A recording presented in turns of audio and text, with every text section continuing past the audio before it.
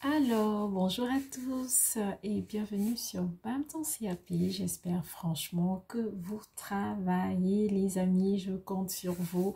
Je suis avec vous, même si je poste pas tous les jours. Je pense que je vous ai déjà expliqué ma vie de famille et à prendre du temps pour Bam ton CAP, c'est pas souvent évident. Là, je vous enregistre, il est 22h45, c'est un peu calme chez moi, tout le monde dort, mais je me suis dit, voilà, depuis quelques jours, je reçois des personnes, voilà, qui veulent en savoir un tout petit peu sur l'oral de français, d'accord?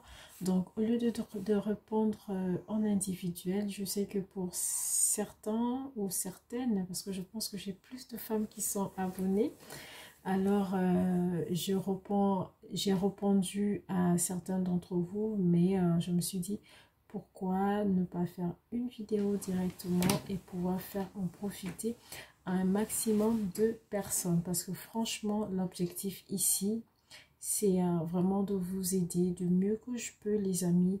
Vraiment du mieux que moi je pourrais. C'est vraiment vous apporter ce petit 20% afin que vous ayez votre examen. C'est toujours un bonheur. Alors là, ça me fait hyper plaisir lorsque je reçois des messages gentils, des personnes que je connais pas forcément. On peut se croiser et ne même pas savoir que voilà, nous avons eu à échanger ou tout simplement que vous avez comme ça l'habitude d'écouter mes vidéos. Le monde serait tellement facile si on se donnait tous la main.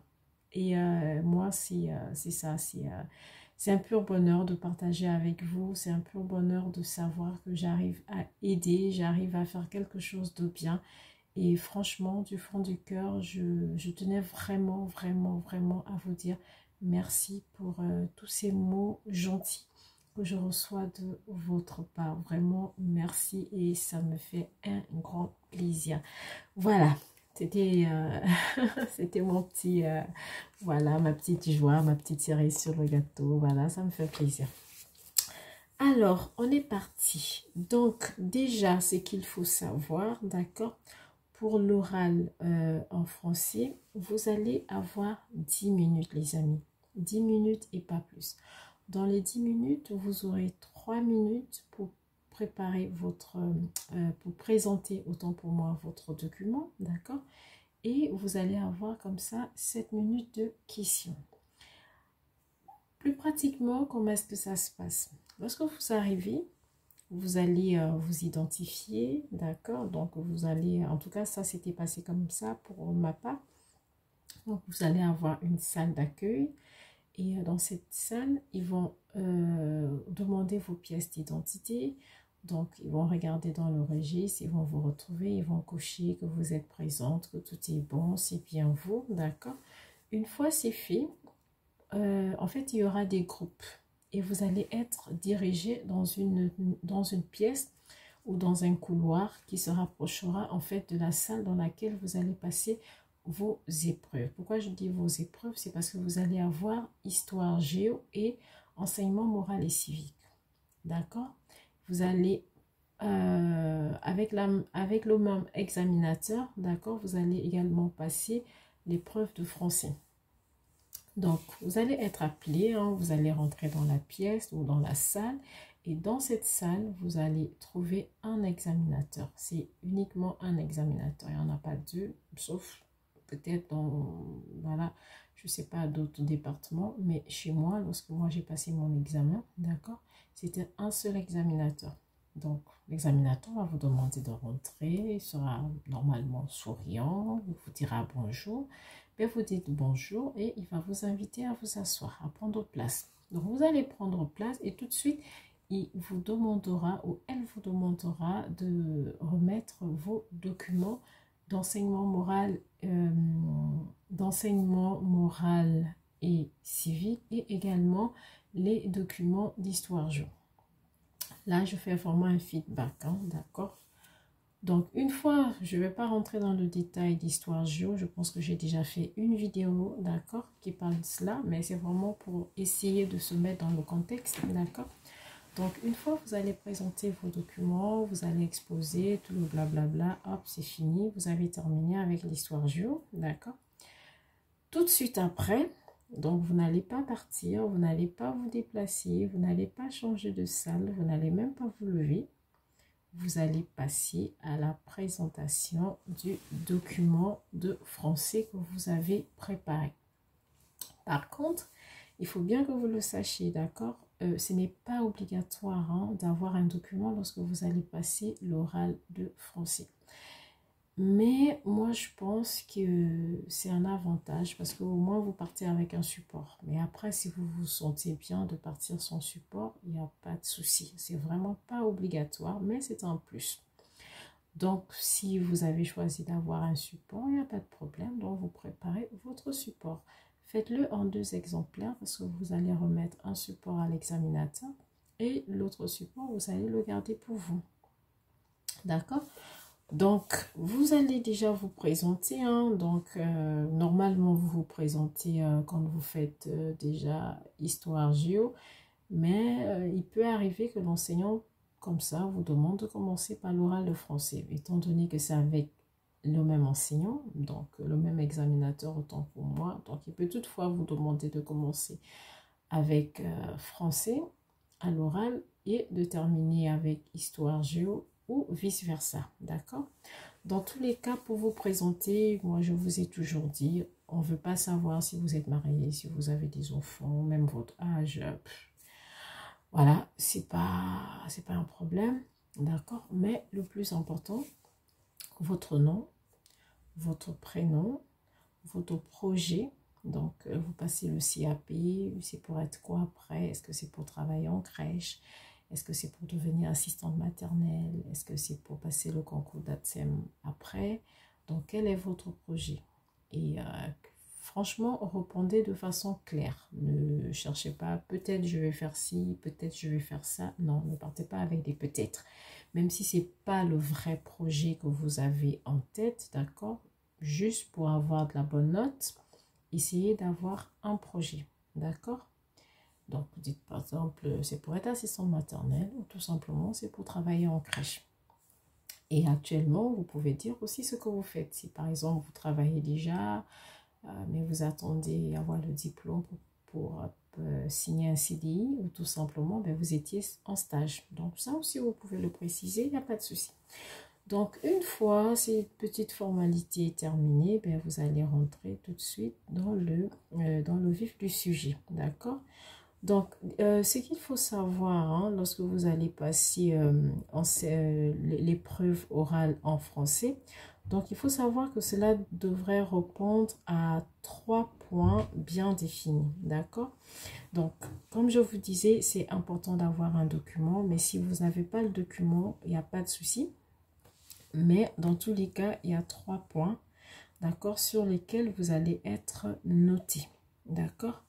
Donc, il faudrait parler de votre métier. Donc, on appelle ça dire le métier. D'accord? Vous allez également avoir la partie lire le métier. Et vous aurez une autre partie, c'est écrire le métier. Donc, déjà, après avoir écouté cette vidéo, franchement, je vous encourage. Prenez note et essayez de noter point par point. Si vous décidez de partir avec un document, vous apprêtez vos documents, vous faites en 2 exemplaires.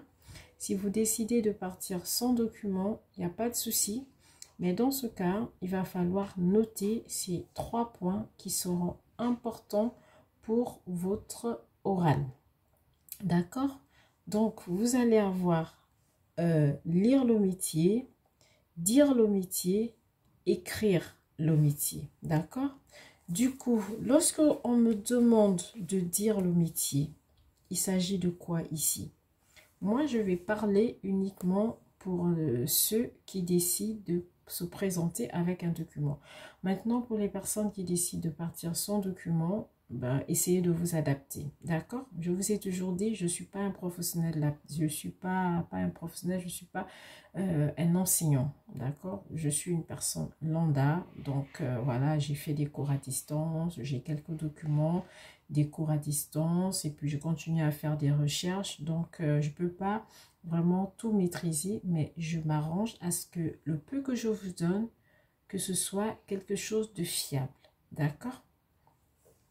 Donc, pour ceux qui partiront sans document, je ne pourrais vraiment pas rentrer en profondeur pour vous expliquer parce que moi, je ne me suis pas présentée dans cet état-là. Du coup, j'en saurais pas plus. Mais pour ceux-là qui vont décider de partir avec des documents, je vais prendre un peu plus sur cet exemple. D'accord, les amis? Donc, lorsqu'on vous demande de dire le métier, ici, il s'agit de quoi d'en dire le métier? Il s'agit ici de... Donc, il s'agit tout simplement de reprendre à quoi sert votre affiche? À quoi sert le document que vous avez présenté? Si vous décidez de présenter, par exemple, le lavage de main, donc vous avez une affiche où, par exemple, on montre chaque étape, qu'est-ce qu'il y a lieu de faire, d'accord? Ou tout simplement, vous décidez de présenter une fiche transmission, d'accord? Donc, dans dire le métier, vous allez, dans cette partie, expliquer à quoi sert votre fiche. D'accord, les amis? Il faudrait vraiment détailler à quoi sert la fiche. Ensuite, vous allez aussi... Après, c'est pas, je pense pas que c'est dans l'ordre, hein, mais dans tous les cas, il faut parler des 3 points. D'accord? Vous allez également avoir la partie écrire le métier.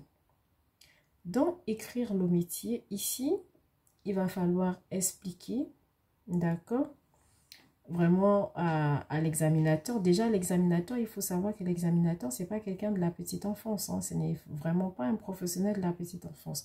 Donc, c'est à vous vraiment d'emmener cette personne à comprendre ce qui se passe dans votre métier, dans votre quotidien, quand vous allez au travail.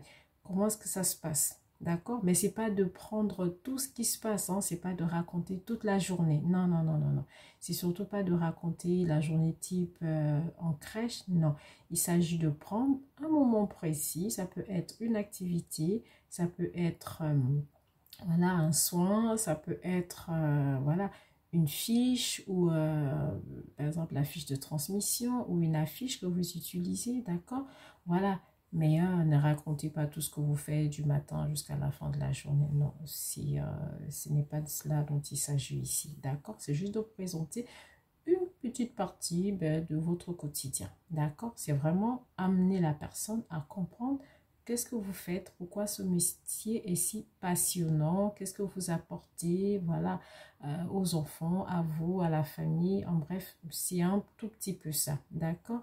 Donc, ne partez pas prendre toute la journée type et puis lui expliquer. OK? Mais retenez bien, la personne que vous allez avoir en face de vous n'est pas une personne qui travaille dans la petite enfance. Ce n'est vraiment pas un professionnel. Contrairement en EP1, où vous allez avoir des professionnels de la petite enfance. D'accord? Donc, ici, on a fini avec dire le métier. Donc, c'était d'expliquer à quoi servait la fiche. Donc, on était maintenant à écrire. Donc, écrire le métier, qu'est-ce qu'on va dire? On va ici dire, on viendra donc expliquer, dire la personne qui a établi la fiche. Qui c'est qui a établi la fiche? Qui c'est qui l'a, comment dirais-je, qui c'est qui l'a mise en place? D'accord? Si c'était une concertation entre le responsable de crèche et les professionnels, ben vous le dites. Si c'était une décision uniquement du responsable de crèche, dites-le, ou si c'était une décision des professionnels, vous pouvez le dire. Mais il faudrait vraiment se préciser qui c'est qui a établi la fiche et aussi dire à quel moment vous allez l'utiliser. D'accord? Ou à quel moment vous allez utiliser, par exemple, la fiche lavage de main, à quel moment vous allez utiliser par exemple la fiche de transmission, à quel moment vous allez par exemple mettre en place telle activité, d'accord? Donc c'est à vous de choisir vraiment ce que vous voulez présenter comme document, mais par contre le document que vous choisissez de présenter, il va falloir dire qui c'est qui l'a établi et à quel moment vous allez l'utiliser. D'accord les amis, j'espère que cette partie, honnêtement, c'est clair pour tout le monde. Ensuite, vous allez avoir une dernière partie. Cette partie, ce serait la partie lire le métier. Lire le métier, il s'agira de quoi ici? C'est tout simplement de faire le détail, hein, d'accord? Vous allez détailler tout ce qui se trouve sur votre fiche. D'accord? Donc, si par exemple sur ma fiche, j'ai YouTube qui est écrit, ben, j'explique pourquoi il y a YouTube. YouTube est là parce que voilà, c'est la chaîne sur laquelle je fais passer mon message.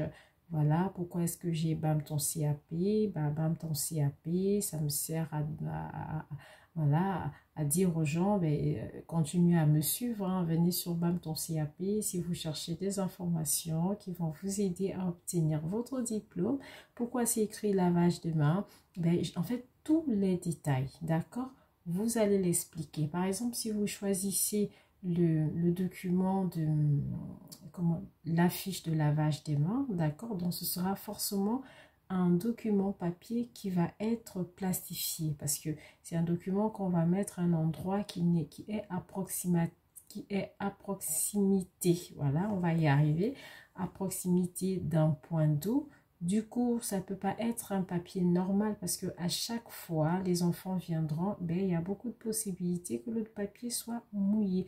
Donc, ce sera comme ça un papier qu'on va plastifier, qu'on va mettre. Du coup, même s'il y a de l'eau qui touche, il n'y a pas de souci. Donc, même ça, vous pouvez le dire, hein, que le papier est de tel format, on l'a plastifié comme ça. Ben, s'il y a de l'eau, on n'a pas à le changer régulièrement.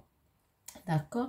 Donc, vous allez vraiment détailler la fiche, d'accord? Tout ce qui est sur la fiche, s'il y a des images, qu'est-ce que les personnes font, pourquoi il y a ci, pourquoi il y a ça, vous allez tout détailler. J'espère que les amis, jusque-là, tout le monde se retrouve. Après, vous avez dans ma petite playlist, vous allez trouver, j'ai parlé de la fiche de transmission, donc vous pouvez regarder un tout petit peu pour vous imprégner. Après, vous n'êtes pas obligé de présenter la fiche de transmission, hein. Vous pouvez présenter une autre affiche comme le lavage des mains. Vous pouvez présenter une autre affiche, par exemple, comme voilà, une activité. Vous pouvez présenter une activité.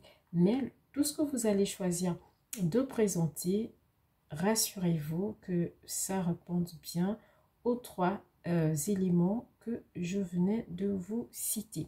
Donc, une fois vous avez tout présenté, voilà, vous avez parlé du dire le métier, écrire le métier, lire le métier, et bien ces parties sont déjà OK. Donc, vous avez fait la grande partie. D'accord? Donc, voilà, autre chose aussi que j'allais oublier, c'est que lorsque vous allez commencer votre présentation, commencez toujours par une question. D'accord? Donc, il faut avoir une problématique. Ça, c'est forcé, c'est obligatoire. D'accord? Donc, la problématique, c'est quoi? C'est juste vraiment pour faire une introduction, hein, d'accord? Vous pouvez, par exemple, dire, bon, moi, je dis ça, vous n'êtes pas obligé de prendre comme ça, mais c'est vraiment pour vous donner une idée. Vous pouvez, par exemple, dire, dans la crèche où j'ai travaillé ou dans la crèche où j'ai passé des stages, nous encourageons les enfants à se laver les mains plusieurs fois dans la journée, d'accord? Comment faire afin qu'ils retiennent les bons gestes? Voilà, donc ici, la question, c'est comment faire pour que les enfants retiennent les bons gestes. Donc ça, c'est l'introduction. Vous voyez que cette introduction va tout de suite avoir, voilà, un rapport comme ça avec la fiche que vous allez présenter. D'accord? Donc comment faire pour que ces enfants retiennent les bons gestes? Parce que, imaginons, ce sont des enfants de 3 ans, de 2 ans et demi que vous avez. D'accord, parce que pour les bébés, ça passe pas, hein, faut pas faire cette erreur. Donc, c'est certainement parce qu'on est en crèche, donc on a des enfants 2 ans, 2 ans et demi, voilà. Donc, eux, c'est des enfants qui marchent de façon autonome, qui peuvent accéder eux-mêmes au lavabo. Donc, on peut les accompagner, d'accord, dans le lavage des mains. Donc, à ce moment, il n'y a pas de problème. Donc, on peut dire, ben, comment faire pour qu'ils puissent retenir les bons gestes. Parce que si on n'a pas les bons gestes, ben, voilà, les mains ne seront pas bien lavées, d'accord? Et puis, vous continuez votre présentation. Mais toujours, toujours, toujours, il faut commencer par une problématique. Il faut commencer par une question, d'accord? Donc, c'est seulement lorsque vous avez déjà terminé la partie questions. Donc, cette partie où vous devez présenter la problématique, vous pouvez maintenant commencer à parler des 3 étapes dont on vient de d'énumérer. D'accord? Donc, si je récapitule, voilà, je me suis présentée, j'ai donné mon nom, j'ai donné mon prénom, j'ai donné mon projet professionnel, d'accord? Et tout de suite, je commence, voilà, ma présentation. Donc, c'est pas une petite introduction, hein, donc je vais commencer par dire, dans la crèche où je travaille, nous encourageons les enfants à se laver les mains, d'accord, plusieurs fois dans la journée. Comment faire afin qu'ils retiennent les bons gestes? Là, c'est votre introduction. Et tout de suite, vous allez commencer par la partie écrire le métier. Donc, vous n'allez pas dire, je commence par la partie écrire le métier. Non, vous allez continuer fluente de façon... J'ai failli vous parler en anglais, des fluently. Donc, voilà, donc vous allez tout simplement continuer. Hein, mais l'enseignant, l'examinateur, il sait que là, vous rentrez dans tel cadre, d'accord? Parce qu'il a une fiche, hein, donc lui, il sait. Donc, voilà, donc vous allez continuer à expliquer, d'accord? Mais ça, ce sera dans la partie écrire le métier. Et lorsqu'on a parlé d'écrire le métier, qu'est-ce qu'on a dit? On a dit pour écrire le métier, ici, il s'agira en fait de parler de la personne qui a ou des personnes qui ont établi le document et à quel moment vous allez l'utiliser, d'accord? Donc là, vous détaillez, vous dites que par exemple, la fiche, elle est dans la salle de change, elle est à tel niveau, elle a été établie par peut-être la directrice, d'accord? Et puis voilà, vous dites à quel moment vous l'utilisez. Donc par exemple, le lavage de mains, il faut se dire peut-être lorsque les enfants arrivent le matin, lorsque on va, avant de commencer une activité, après une activité, avant de manger, après manger. Donc voilà, vous détaillez un tout petit peu ça. D'accord, les amis? Vous pouvez aussi dire, voilà, que la fiche, elle est placée peut-être du côté, moi je sais pas, dans votre crèche ou dans votre lieu de travail, où est-ce que vous mettez la fiche. Donc vous pouvez préciser de quel côté vous la mettez afin que les enfants puissent la voir et faire comme tel, d'accord?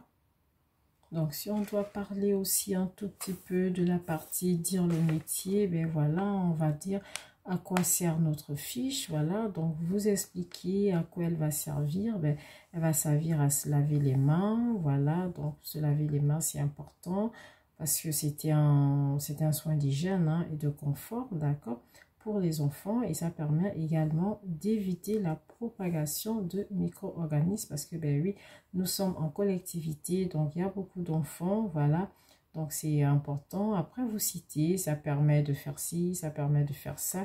Donc, dans cette partie, dire le métier, c'est ce qu'on disait plus haut, c'est vraiment expliquer à quoi sert la fiche, d'accord? Donc, tout ce que vous avez comme info sur à quoi sert cette fiche, ben, vous le mettez, il n'y a pas de souci, c'est accepté, d'accord? Mais n'oubliez pas, vous n'avez que 3 minutes hein, de présentation. Donc, il faut vraiment réduire, mais le reste, vous le gardez en tête parce que ça va vous servir pour les questions. Et puis, vous faites la conclusion. Hein. Donc, la conclusion, quand vous avez terminé de présenter les 3 parties, ben, vous faites une petite conclusion, peut-être de dire que voilà, je vous ai présenté une des choses qu'on fait quotidiennement, voilà, dans le monde de la petite enfance, lorsqu'on reçoit les enfants tous les jours. Il y a beaucoup de choses qui se font, d'accord, qui se font en collectivité. J'ai choisi aujourd'hui de vous présenter une des choses, voilà. Donc, vous faites une petite conclusion comme ça, une petite ligne juste pour montrer que vous avez présenté une toute petite chose qui est faite, voilà, dans ce travail-là, voilà, dans ce métier, je ne sais pas comment vous dire, mais voilà. Donc, vous le dites et puis vous remerciez la personne, hein. Vous remerciez l'examinateur d'avoir pris le temps de vous écouter et puis que vous êtes disponible, vous êtes disposé pour des éventuelles questions. Et puis voilà, vous avez terminé votre présentation et l'enseignant va vous commencer par vous poser des questions. Voilà les amis, donc c'était comme ça pour vous faire un tout petit point. J'espère que cette vidéo va vous aider. Franchement, prenez des notes, rassurez-vous que vous avez les 3 points. Les 3 éléments importants, d'accord? C'est vraiment, vraiment important de les savoir, excusez-moi. rassurez-vous d'avoir votre petite introduction avec un point d'interrogation. Donc, ce sera la problématique. Rassurez-vous d'avoir un document, si possible. Ça peut toujours aider, d'accord? N'allez pas chercher les choses compliquées. Vous voulez juste avoir vos points, les amis. Juste vos points, d'accord? Faites votre petite conclusion, faites un petit mot de remerciement et puis voilà, on est tout bon. Sur ce, moi, je vous dis à très bientôt pour une prochaine vidéo. Merci et au revoir. Courage les amis, ceci a paix, on va la voir.